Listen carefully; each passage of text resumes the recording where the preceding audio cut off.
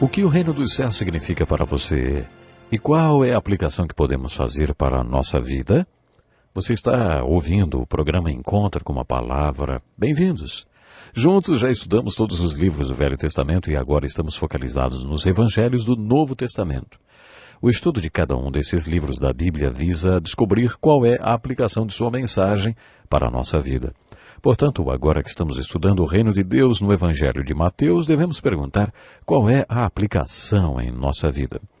João Batista e Jesus disseram que o reino dos céus está bem à nossa frente. Será que deixaremos Deus ser nosso rei e nos sujeitaremos a Ele e lhe entregaremos nossas vidas para serem manifestação da sua vontade na terra, como é manifestada no céu? É com isso que nos confrontamos no Evangelho de Mateus. João Batista e Jesus respondem nossa pergunta quando dizem: arrependei-vos porque é chegado o reino dos céus. Arrepender significa dar meia volta e ir em direção contrária. Ir em outra direção é também mudar o pensamento em relação àquela atitude. Significa uma mudança na própria vontade e uma mudança de direção. Também significa pense mais uma vez. Quando João Batista e Jesus nos apresentam o reino dos céus e nos desafiam ao arrependimento, eles estão dizendo várias coisas. Primeiro, eles estão falando para considerarmos o rei e o que ele está nos dizendo quando nos apresenta o reino. Esse rei está nos apresentando valores diferentes dos nossos. Os valores dos céus são diferentes dos valores da nossa cultura. Os valores dos céus não combinam com os valores da nossa vida. Por isso, o primeiro passo a ser dado em direção ao arrependimento é estarmos convencidos de que nossos valores não batem com os valores de Cristo. Devemos entender que não vivemos como um súdito do rei deve viver, porque não temos os mesmos valores que Cristo. No Sermão da Montanha, Cristo disse: se alguém o ferir na face, oferece-lhe também a outra e resiste ao mal. Pode ser que você pense: se eu fizer isso, talvez me matem. Então o rei responderá: você decidiu que iria morrer por mim, não decidiu? Eu só estou dizendo onde, como e por que morrer.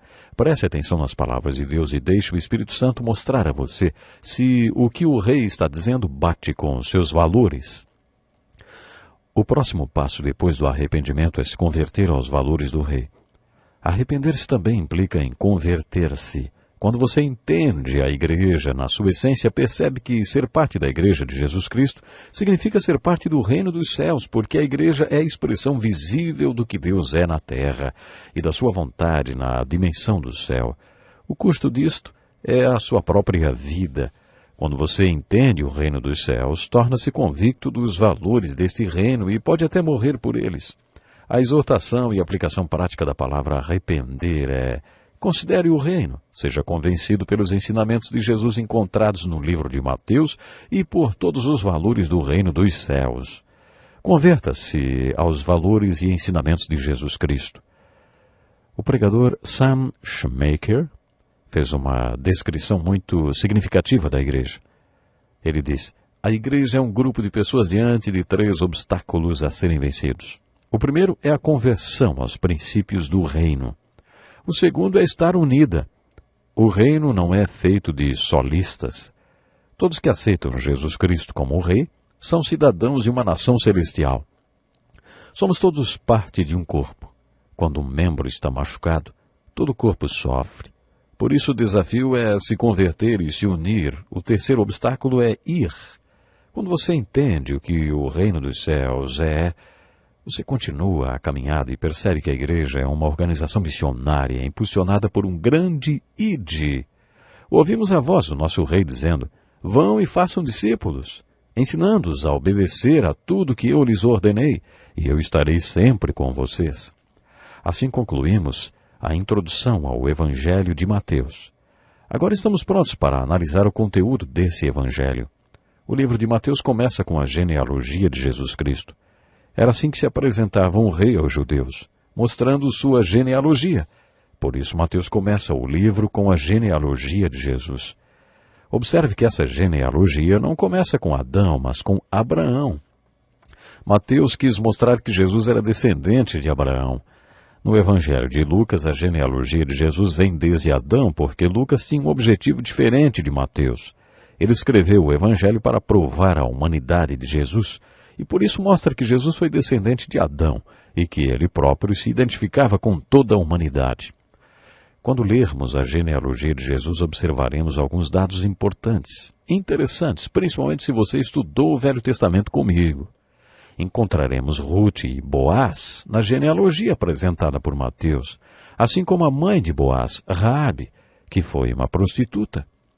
Será que tem alguma prostituta na sua genealogia? Na de Jesus tem. Interessante, não é? Logo depois da genealogia de Jesus, Mateus registra o nascimento de Jesus. Como disse na introdução, o nascimento de Jesus Cristo não é a ênfase dos autores dos evangelhos. Nós cristãos enfatizamos muito o Natal, mas eles enfatizaram a Páscoa. Marcos e João não dão qualquer informação sobre o nascimento de Jesus. Mateus fala um pouco sobre esse acontecimento, mencionando o nascimento virginal. É impressionante como alguns professores de biologia simpáticos ao cristianismo não acreditam no nascimento a partir de uma mulher virgem. Mas os autores dos evangelhos enfatizam um outro grande milagre além do nascimento de Jesus a partir de uma mulher virgem, que é a encarnação. O grande milagre apresentado pelos autores dos evangelhos é encarnação, Deus tornando-se homem. Você acredita mesmo que Deus se tornou homem? Você acredita que Deus se tornou um homem para que pudesse nos salvar e se comunicar conosco? Se você acredita nisso, por que não acreditar que esse processo aconteceu de maneira sobrenatural? Os profetas do Velho Testamento profetizaram que uma virgem conceberia o Cristo. José, o marido de Maria, que era um homem muito temente a Deus, pensou em divorciar-se dela, ou seja, quebrar o compromisso de casamento, embora não quisesse envergonhá-la. Mateus conta que, enquanto José pensava sobre isso, recebeu uma revelação de Deus. Eu coloquei essa criança no ventre de Maria. Por isso não tenha medo de se casar com ela. Você acredita nesse relato de Mateus? Os nomes são muito importantes na história de Jesus. Preste atenção. Jesus significa Salvador e Emanuel significa Deus conosco. Emanuel indica que Jesus é Deus e Jesus conosco, de acordo com o credo, totalmente Deus e totalmente homem. Você crê nisso? Se você acredita que Jesus é Deus conosco, também acredita no seu nascimento a partir de uma virgem ou em qualquer outro fenômeno sobrenatural. A questão é, você acredita no sobrenatural? Se você acredita na ressurreição de Jesus Cristo, então por que não acreditaria no nascimento virginal de Jesus, hein? Nós nos deparamos com essa questão crucial logo no início do Novo Testamento, no Evangelho de Mateus. Leia o relato do nascimento de Jesus atentamente e compare com as mensagens de qualquer cartão de Natal.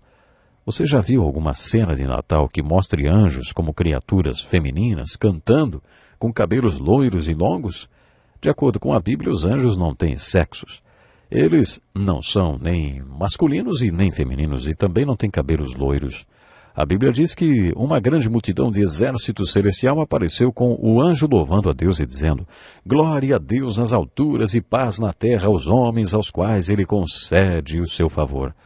Outra coisa é que toda vez que anjos aparecem para as pessoas nas Escrituras, a primeira coisa que eles dizem é: não temas.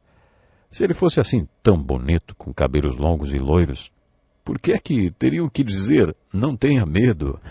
Não sei não, hein? Bom, os cartões também mostram os magos dando presente a um bebê na manjedoura. De acordo com a Bíblia, os magos visitaram um menino com sua mãe na casa dela, não um bebê na manjedoura.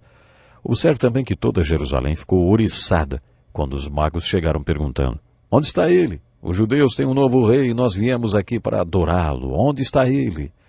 A cidade toda se agitou porque o rei era Herodes, um edomita. Você está lembrado de termos estudado no livro de Obadias e de termos lido sobre os descendentes de Esaú, que viviam na cidade de Petra? Esse povo odiava os judeus e não perdia a oportunidade de matá-los sempre que podiam.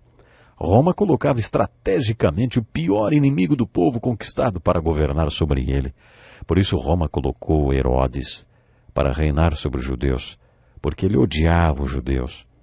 Depois de verificar com os profetas qual seria a idade de Jesus e de que cidade ele seria, Herodes decretou a morte de todos os meninos de até 2 anos de idade nascidos em Belém.